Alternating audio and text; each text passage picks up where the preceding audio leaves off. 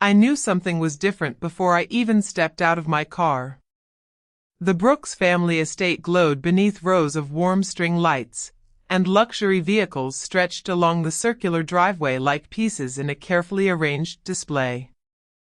Valets hurried from one guest to another while soft jazz drifted through the cool evening air. Everything looked perfect. My parents always cared about appearances.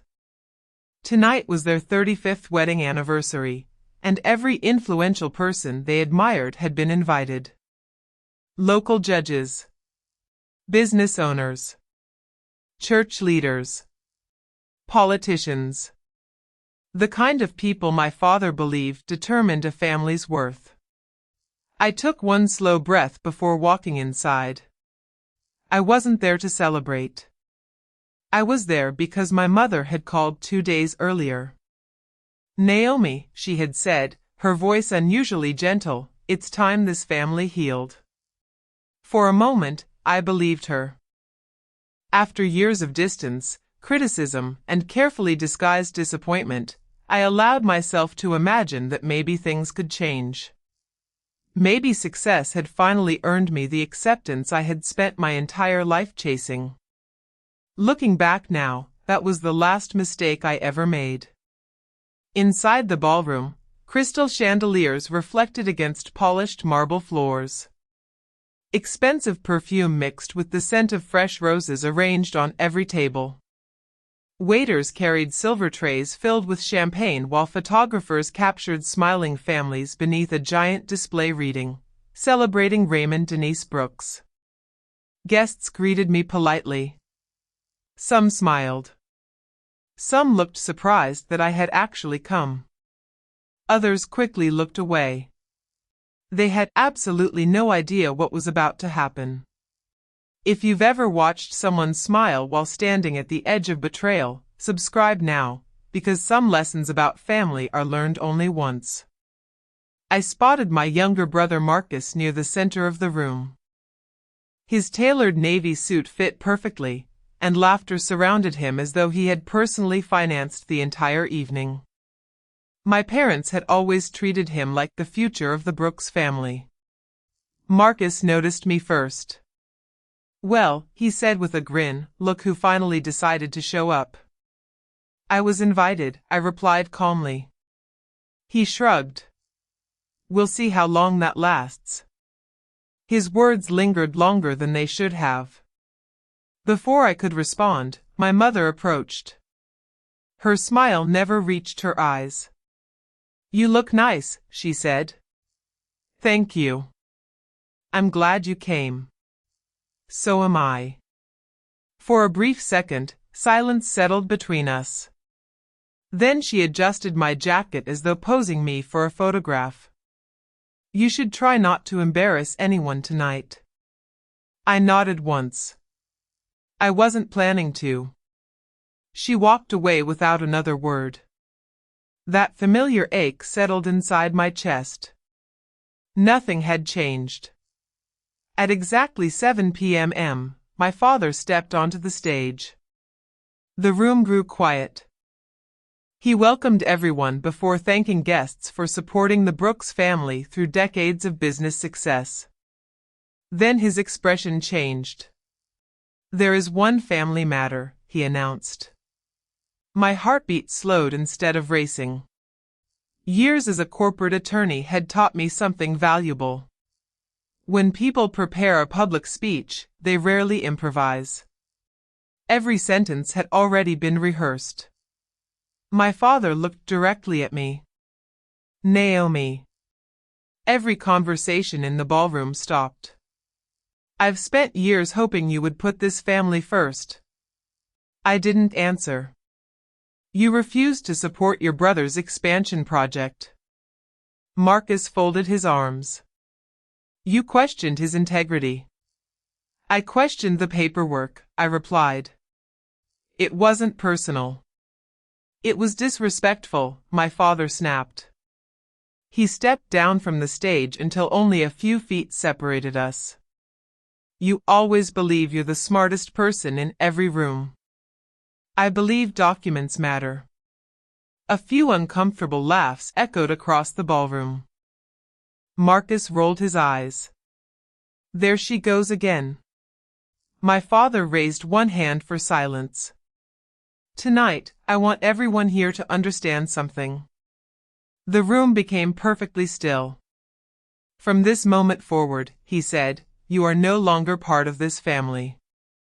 No gasps. No applause.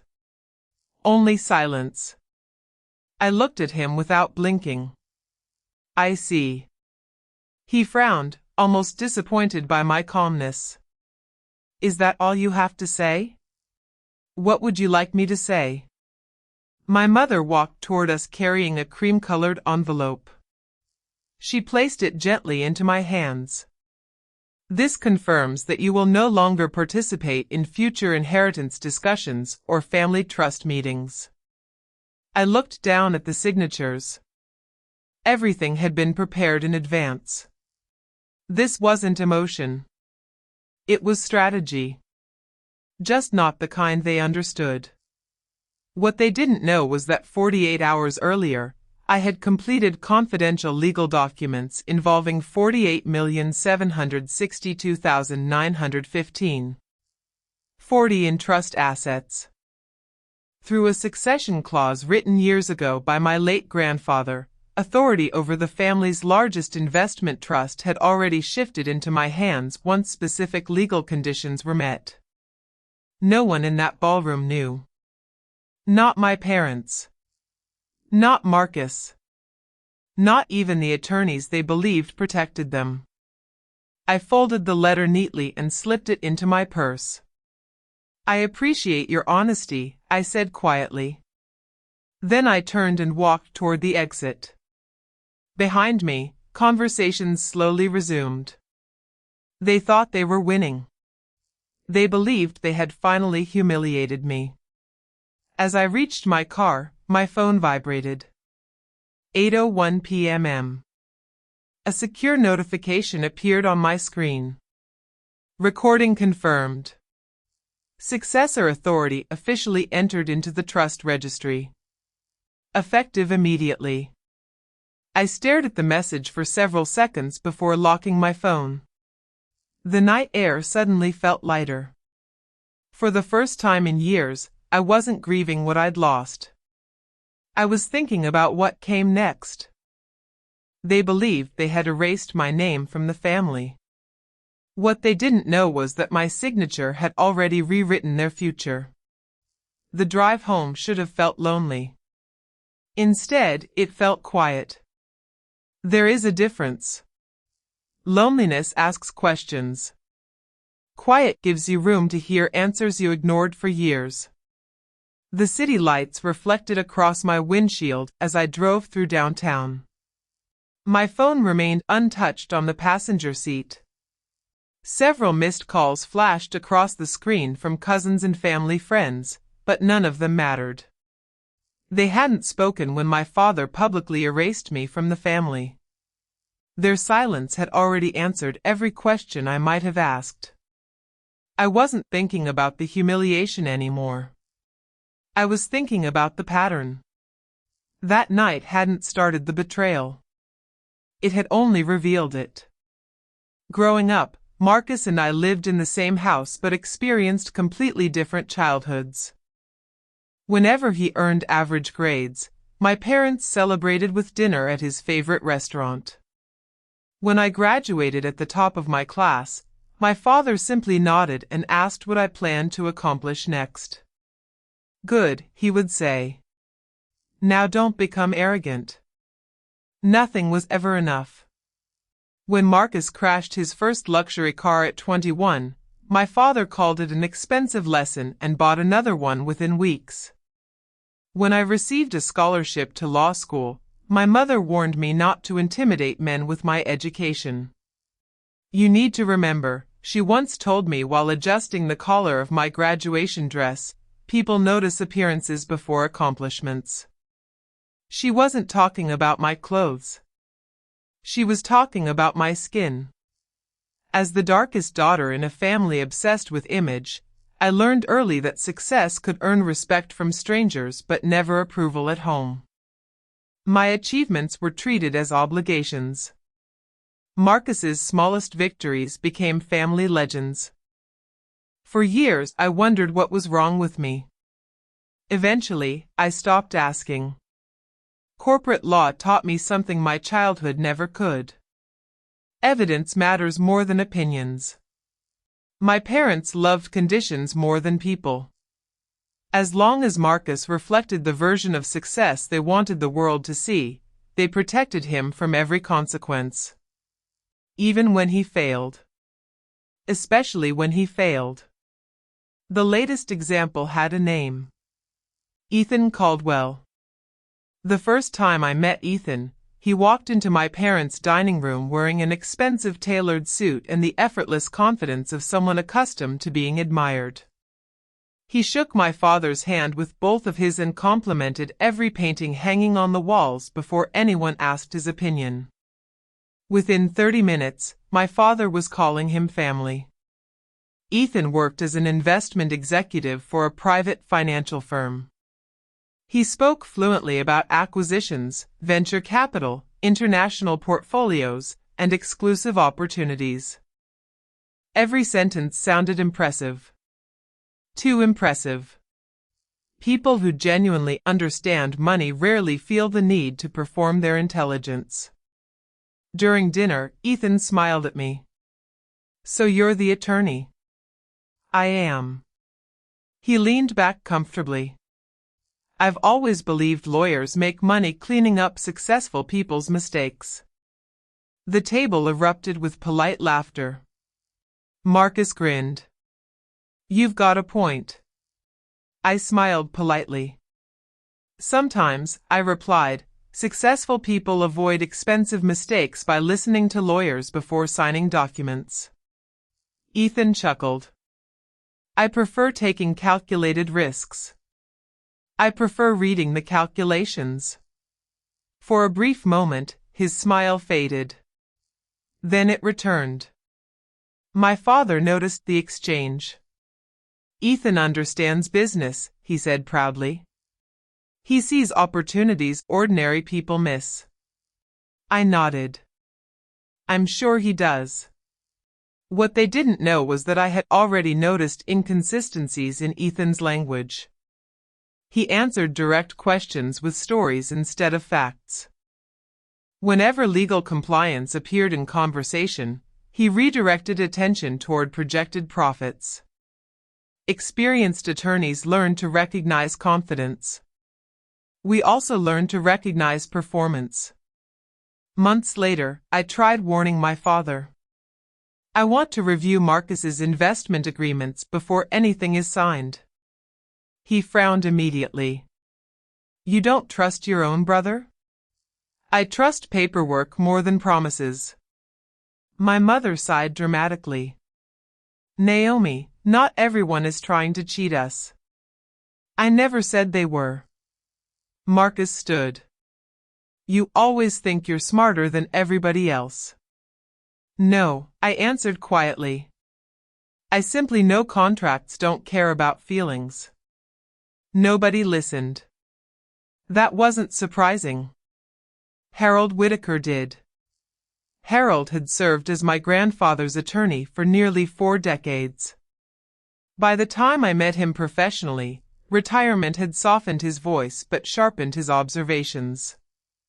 Every conversation with him felt like another lesson hidden inside ordinary words. One rainy afternoon nearly 3 years earlier, Harold invited me to his office after reviewing several trust documents. He closed the door before speaking. Naomi, he said, your grandfather expected this family to become vulnerable after he was gone. I looked at him carefully. What do you mean? He folded his hands across the desk. People chasing status often mistake appearance for character. He reached into a locked cabinet and removed a small sealed envelope. This belongs to you. I stared at it without touching it. What's inside? A flash drive. He slid a second document across the desk. And a notarized trust amendment. My heartbeat slowed. I don't understand. You don't need to. His expression remained calm. You'll understand when they finally show you who they truly are. I looked back at the envelope. When should I open it? Harold's answer never left me. Not when they disappoint you. He paused. When they betray you. I accepted the envelope that afternoon but never broke the seal. Until now. As I entered my apartment, the silence wrapped around me like a heavy blanket. I placed my purse on the kitchen counter and carefully removed the cream-colored envelope my mother had handed me only hours earlier. Then I opened my desk drawer. Harold's envelope rested exactly where I had left it. The paper had yellowed slightly with time. My hands remained steady as I broke the seal. Inside was a black encrypted flash drive and a handwritten note. Only 6 words filled the page. Trust the evidence. Never appearances. I walked into my home office and inserted the drive into my computer. A password prompt appeared. Beneath it was a single line.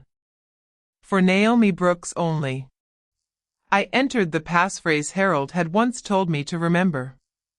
The files unlocked instantly. Folders began filling my screen. Trust amendments. Asset transfer records. Corporate ownership charts. Bank authorizations. Cross-company transactions. I opened the first document. Then the second. My breathing slowed with every page. The Brooks family hadn't just made bad investments.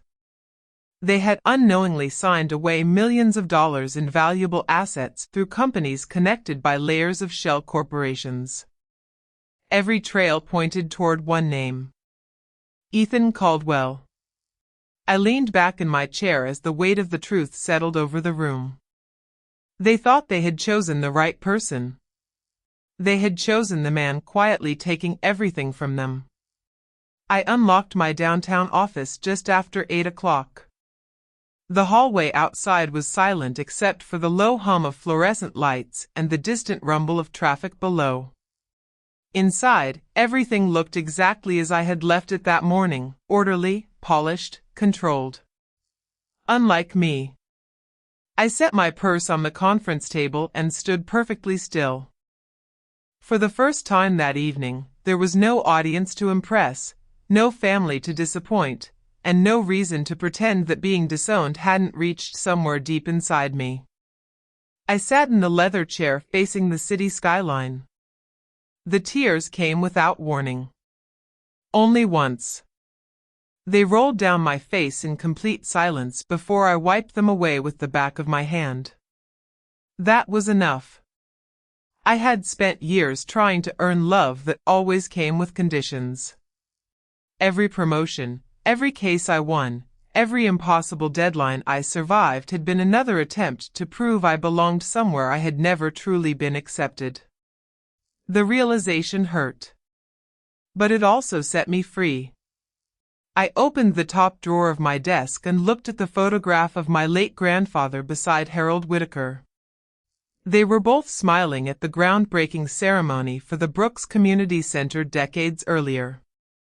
They believed wealth should protect families, not divide them.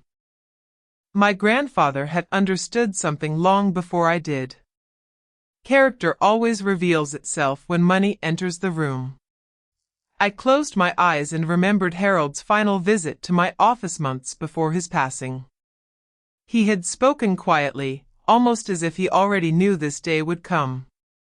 Never fight people who underestimate you. I remembered asking him why. He smiled. Because they'll do half the work for you. I frowned. I don't follow. Let them finish building the trap first. His words echoed through my mind. Suddenly everything became clear. Tonight had never been my defeat. It was theirs. They had absolutely no idea they had triggered every legal protection my grandfather had carefully built into the trust structure years earlier. I stood and walked toward my desk. The grief remained. But it no longer controlled me. It became focus. I unlocked my encrypted case management system and entered my credentials. Multiple secure folders appeared across the screen.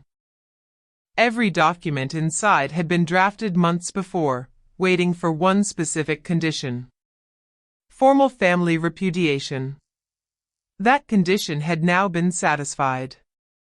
The timestamp on my monitor read 8:07 p.m. I selected the first document. Emergency suspension of trust distributions. After reviewing the language one final time, I signed electronically. Within seconds, automated notices were transmitted to every trustee and financial institution responsible for administering the Brooks Legacy Trust. No funds would move without my authorization. Next came the injunction. I finalized an emergency filing requesting temporary restrictions on asset transfers involving several affiliated companies identified in Herald's records. Supporting exhibits were already attached. Everything complied with procedure. No shortcuts. No emotional decisions. Only evidence. I pressed submit. Confirmation appeared almost instantly.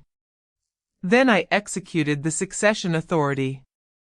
A series of secure authentication requests verified my identity before recognizing the succession clause written by my grandfather decades earlier. The authorization completed successfully. For the first time since his death, operational authority transferred exactly as he intended. I whispered, "Thank you." The office remained silent. My next call wasn't to my family. It was to a federal financial investigator whose office had quietly reviewed irregular transactions connected to several investment entities. "My name is Naomi Brooks," I said.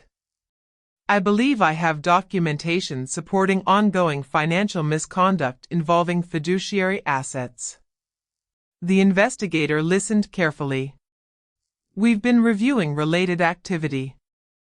I have additional evidence. We'll need everything. You'll have it tonight." After ending the call, I uploaded encrypted copies through the secure portal provided by the agency. Every file contained chain of custody documentation.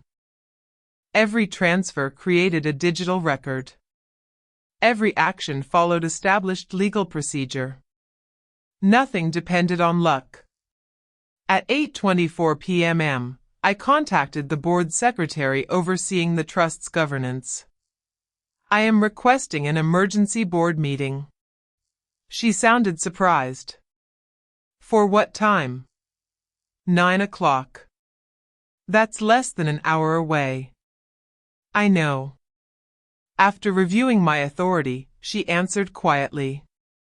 "You have the legal right to convene it. I'll see everyone then." Meanwhile, across town, Ethan Caldwell celebrated. I didn't need to see him to imagine it. He probably believed the public rejection at my parents' anniversary party had ended my influence forever. He had spent months convincing my father that legal caution only delayed success. He mistook patience for weakness. What Ethan didn't know was that investigators had already begun monitoring communications connected to several transactions under review. Every confident phone call. Every careless instruction.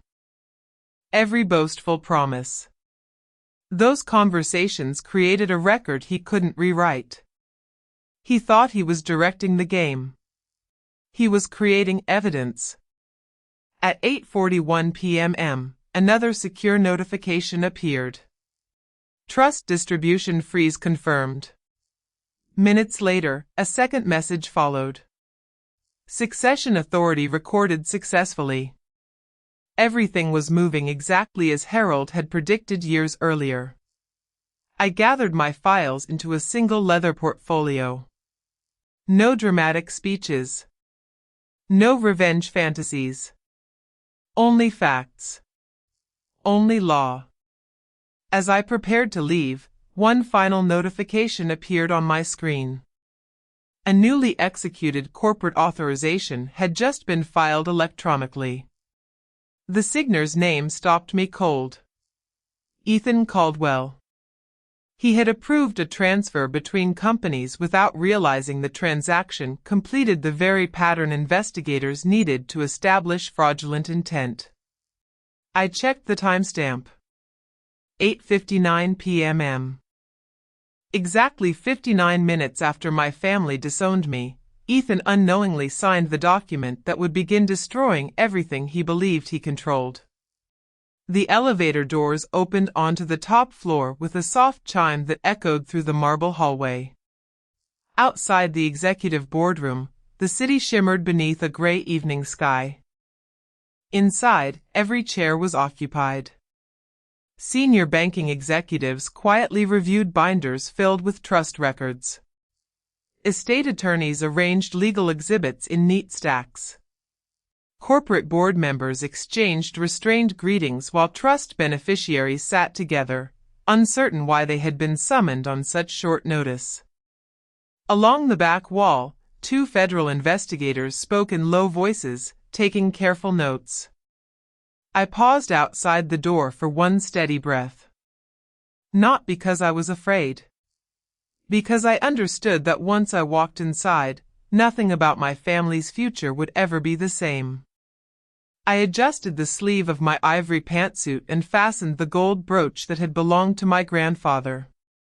It was the only piece of jewelry I wore. To anyone else, it looked like a simple family keepsake. To me, it was a reminder. Real strength never needed to announce itself. I stepped inside. Conversations stopped. Every pair of eyes turned toward me. The room became unusually quiet before Ethan Caldwell leaned back in his chair with an amused smile. "Well," he said loudly enough for everyone to hear, "I didn't expect to see you here."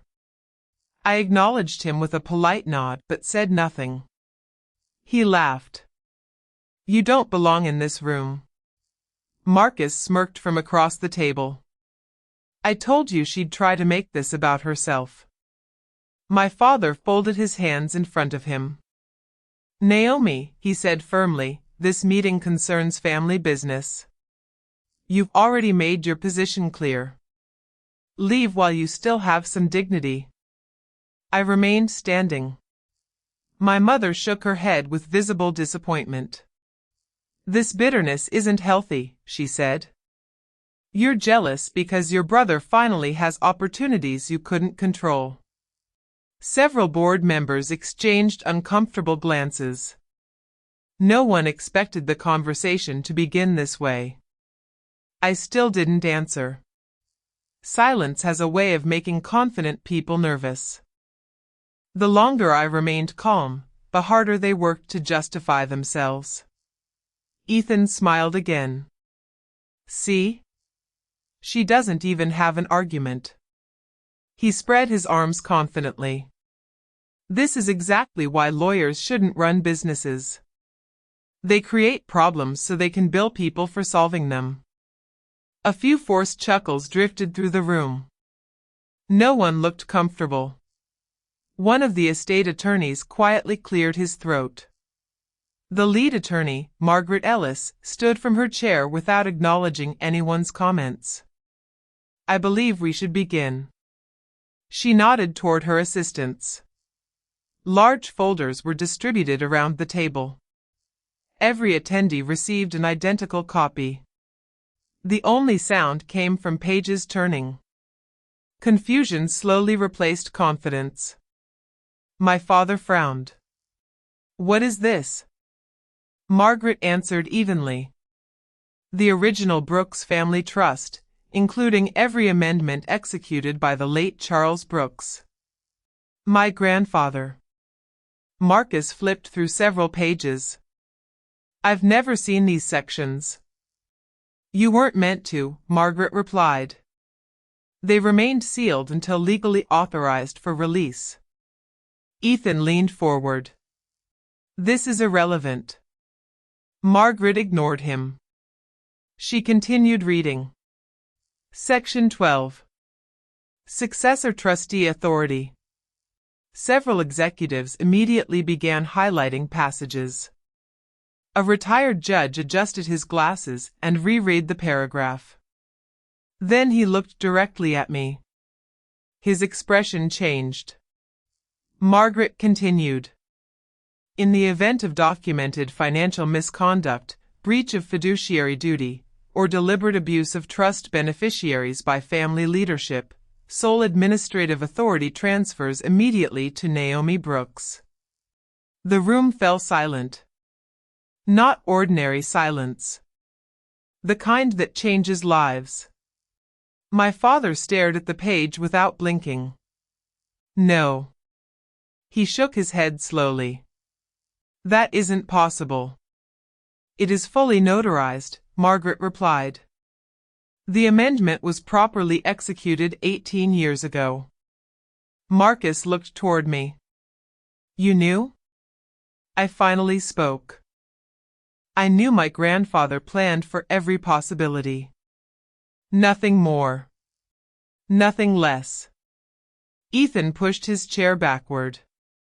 This document means nothing. He stood abruptly. I have relationships with financial institutions all over this country. No one interrupted him. I've built companies worth millions. His voice grew louder. You think one outdated amendment changes that? The federal investigators remained perfectly still. Ethan pointed toward them. And what exactly are they doing here? One investigator answered calmly. They're observing. Ethan laughed. Observing what? He paced slowly around the table. My companies are profitable because I know how to move assets efficiently. He stopped himself. Too late. The investigator wrote something in his notebook. Ethan continued talking. You don't build wealth by asking permission every time money changes hands. Another note. He became increasingly frustrated. You people act like transferring ownership between affiliated companies is some kind of crime. Several attorneys quietly exchanged looks. Ethan didn't notice. I've signed hundreds of transactions exactly that way. Another sentence. Another admission. He looked directly at me. You've spent your entire career hiding behind paperwork. His finger pointed toward the trust documents. I've moved assets faster in 1/4 than your family has in 20 years. Another statement. Another record. He thought he was demonstrating confidence. He was building evidence. The room remained silent except for the steady scratching of investigators' pens. Finally, Ethan turned toward them. Why aren't any of you saying something? The lead investigator slowly closed his notebook before standing. His partner rose beside him. Then another. The room watched without speaking. He adjusted his suit jacket. Mr. Caldwell, he said evenly, thank you for your cooperation. Ethan frowned. What cooperation? The investigator looked around the room before answering. Everything you've stated during this meeting has been witnessed by board members, estate counsel, trust beneficiaries, and recorded in the official minutes. He paused. Several of your statements are directly relevant to our ongoing investigation. The words landed with unmistakable weight. For the first time that evening, Ethan had nothing to say. My father slowly turned toward me. The confidence that had filled his face only an hour earlier was gone. He looked from the trust documents to the investigators, then back to me. For the first time in his life, Raymond Brooks looked terrified. The boardroom was silent when the first investigator's phone vibrated. No one spoke. The lead agent glanced at the screen, read a single message, and nodded toward the team beside him. It's time. Within seconds, 2 investigators quietly stepped outside to coordinate the next phase of the operation. There were no dramatic announcements. No raised voices. Just calm professionals following procedures that had been prepared long before anyone entered that room. I watched through the floor-to-ceiling windows as unmarked government vehicles pulled away from the building. They weren't chasing rumors anymore. They were executing search warrants. Ethan remained seated across from me, still convinced he could talk his way out of everything. "You've made a terrible mistake," he said, forcing a smile. "My companies have passed every audit." The lead investigator folded his hands. "Mr. Caldwell, several federal warrants are currently being executed at your offices." For the first time that evening, Ethan's smile disappeared. "My attorneys they're welcome to contact us," the investigator replied. "Our teams are already on site." The room grew impossibly still. I could almost hear the quiet hum of the air conditioning as reality settled over everyone present. My father looked from Ethan to me, searching for an explanation that would somehow restore the world he believed he controlled. There wasn't one. 20 minutes later, updates began arriving one after another. Corporate accounts frozen. Electronic records secured. Servers imaged. Financial transfers suspended. Every notification represented another door closing. Not because of revenge. Because evidence had finally caught up with deception. The forensic accountant connected his laptop to the large display at the front of the room. A network of companies appeared across the screen. At first glance, it looked like an ordinary corporate structure. Then he began tracing the money. This holding company transferred inherited trust assets here. A highlighted line appeared. Those funds moved through 2 shell entities before arriving here. Another line. And finally into accounts controlled by Mr. Caldwell's investment group. The pattern repeated again. And again. And again. No one interrupted. The numbers spoke for themselves. Several charitable family trusts established decades earlier had been quietly stripped of appreciating assets before being replaced with significantly lower value investments. The victims weren't careless investors. They were families. Many of them black families who believed generational wealth would protect their children and grandchildren. Instead, that wealth had been quietly redirected through complicated transactions almost no ordinary beneficiary would ever notice. One nonprofit director covered her mouth. "Oh my God." A retired judge slowly removed his glasses. "This wasn't negligence." "No," I answered softly. "It was systematic." I stood and walked toward the display. Every eye followed me. I wasn't there to perform. I was there to explain. I opened the original trust amendment prepared by Harold Whitaker years earlier. My grandfather anticipated that someone might eventually exploit complexity instead of creating value. I placed the notarized amendment beneath the document camera. This clause required enhanced fiduciary review whenever a pattern of concealed related party transactions appeared. The banking executives leaned forward. One of them nodded almost immediately. "I've never seen this language before."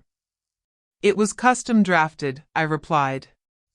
"Specifically to protect family trusts from sophisticated asset diversion."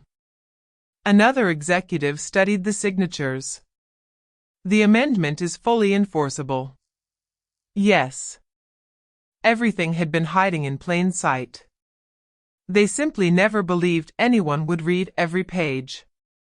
Marcus stared at the financial charts in disbelief. No. His voice barely carried across the room. This can't be right. I looked at my younger brother. It is. He shook his head repeatedly. Ethan said these transfers were temporary. I didn't answer. He told me restructuring would increase returns. Still, I remained silent. Marcus turned toward Ethan. You said every company was independent. Ethan opened his mouth. Nothing came out. The documents had answered before he could. Marcus lowered himself into his chair as though the weight of every decision had finally reached him. I signed those approvals. You relied on representations made to you, one investigator explained. That distinction matters. Marcus closed his eyes. I never even asked the questions Naomi tried to ask. Across the table, my mother looked smaller than I had ever seen her. Her carefully composed posture disappeared. Tears filled her eyes as she whispered almost to herself. I cared too much about appearances. No one responded. She looked toward me. I thought respect came from status. I held her gaze without anger. She continued speaking. I kept telling you to smile more, to dress differently. To stop making people uncomfortable with your success. She paused. I told myself I was protecting you. A tear rolled down her cheek. But I was trying to protect an image. The confession hung in the room. My father had spent his entire life believing influence could solve every problem. Now influence had nothing left to negotiate. He stood slowly. The proud businessman who had disowned me only an hour earlier suddenly looked years older. Naomi. His voice cracked. I'm sorry. No speech could have surprised me more. He stepped closer. I was wrong about Ethan. He looked down. I was wrong about Marcus. Then he looked directly into my eyes. And I was wrong about you. No cameras flashed. No applause followed. The apology belonged only to the truth. I reached into my leather portfolio. Every movement was slow. Measured. Intentional. I removed a single cream-colored envelope. The same envelope my mother had handed me exactly 1 hour earlier.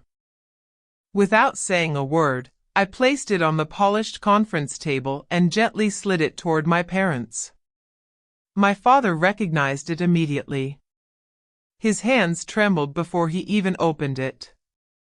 Inside rested the signed letter formally removing me from future inheritance discussions and declaring that I was no longer part of the Brooks family. No one needed me to explain it. The paper explained everything. The room remained silent. No anger. No accusations. Only facts. My mother covered her face and began crying. Marcus lowered his head into his hands. Even my father couldn't stop the tears gathering in his eyes. They weren't crying because investigators had frozen accounts. They weren't crying because Ethan had betrayed them. They were crying because they finally understood that they had destroyed their own family long before any legal proceeding began. I folded my hands together. I forgive you. 3 words. Nothing more. Hope briefly returned to my father's face. Then I continued. Forgiveness and restored access are not the same thing. His expression changed again. I don't understand. I've released my anger. I spoke calmly. But trust isn't restored because someone apologizes after the consequences arrive. No one argued. Because no one could. The legal protections remain in place, I said. The trust will continue exactly as my grandfather intended. My father nodded slowly. He finally understood. Some decisions cannot be undone simply because regret arrives. The investigators quietly gathered their files. The board members stood. Outside the windows, the city continued moving as though nothing extraordinary had happened. Inside that room, an entire family history had changed forever. I picked up my portfolio and walked toward the door. No one tried to stop me. Just before leaving, I looked back one final time. I lost my family in 60 minutes. I paused. They lost everything because they never truly knew who I was. 6 months passed before I finally understood that justice is rarely loud. It doesn't always arrive with dramatic speeches or cheering crowds. More often, it arrives quietly, one decision at a time, until an entirely different future exists where pain once lived. On the first Monday of spring, I stood outside the house where I had spent most of my childhood. The for sale sign rested beside the front gate. Fresh paint covered the front porch, and moving boxes lined the garage. The flower beds my mother had once cared for so carefully had been trimmed by landscapers preparing the property for its next owners. My father stepped onto the porch carrying one final box. For decades he had believed that house represented success. Now it represented consequences. He noticed my car parked across the street. For a brief moment our eyes met. Neither of us waved. Neither of us looked away. Then he quietly loaded the last box into a rented truck. There was no anger left between us. Only acceptance. I drove away before the truck pulled onto the road. Some endings didn't require conversations. They required distance. My mother chose a different path. The social clubs she had once treasured quietly stopped inviting her after the investigation became public. The people who admired her status disappeared almost as quickly as they had appeared. At first, she struggled with the silence. Later, she began volunteering at community legal clinics serving families who could not afford professional advice. The first time I heard about it came from one of the attorneys supervising the program. "Your mother stays after everyone leaves," he told me. "She organizes paperwork and helps elderly clients understand basic trust documents." I smiled softly. "Does she ever mention me?" He shook his head. "No. She never asked for recognition. She simply worked." For the first time in years, she seemed more interested in serving people than impressing them. Marcus faced the longest road. The investigation confirmed that he had signed documents without understanding the structures behind them. The court determined he had been manipulated rather than acting with criminal intent, but ignorance carried consequences of its own. He completed financial compliance training under court supervision and accepted a junior operations position with a non-profit housing organization. The title meant far less than the lesson.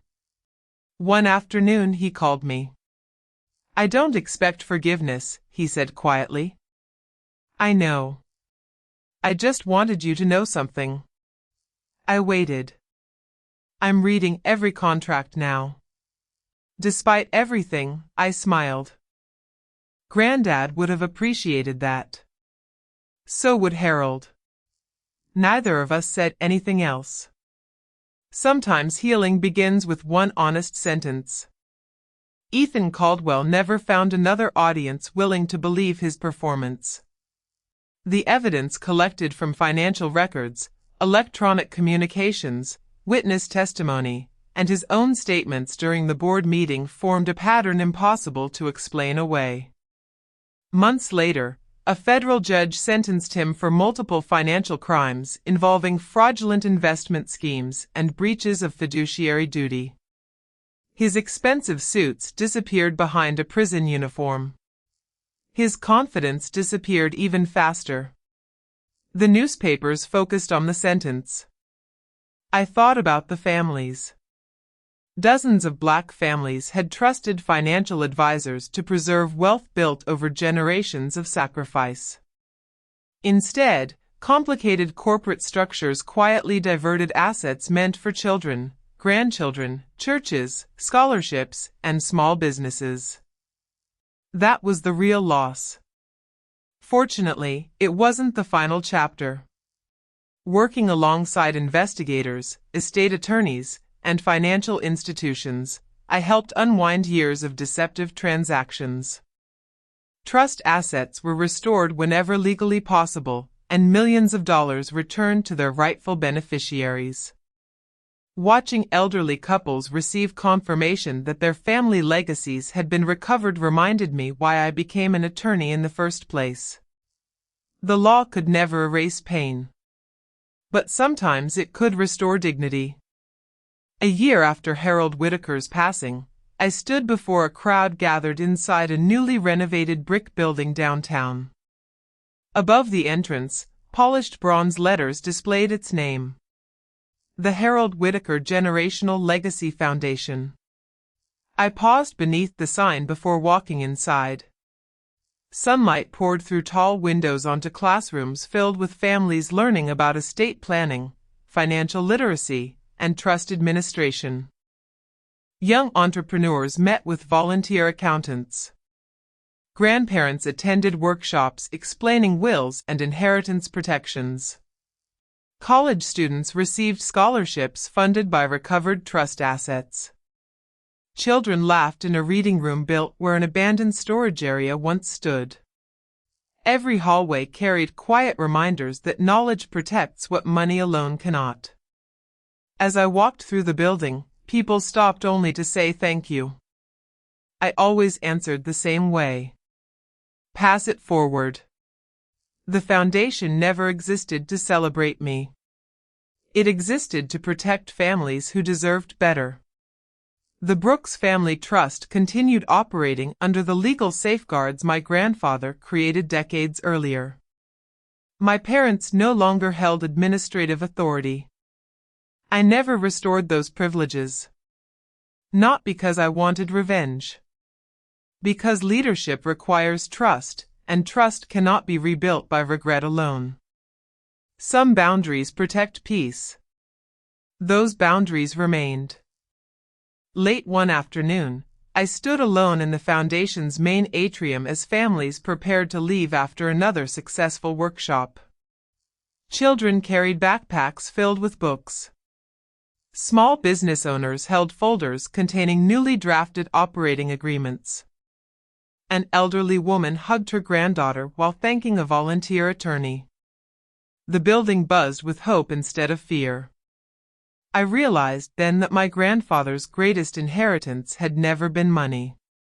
It had been responsibility. I turned toward the camera as though speaking directly to someone sitting quietly on the other side of the screen. If you've ever been loved only when you were useful, remember this. I allowed the words to settle before continuing. Your worth isn't decided by the people who rejected you. I smiled gently. Sometimes the greatest revenge isn't making them suffer. I looked around the foundation one last time. It's making sure they never again have the power to decide who you are. I watched another family walk through the front doors carrying a future no one could steal.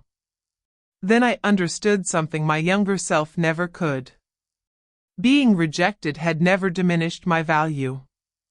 It had revealed it. The family that erased my name only guaranteed it would be remembered forever.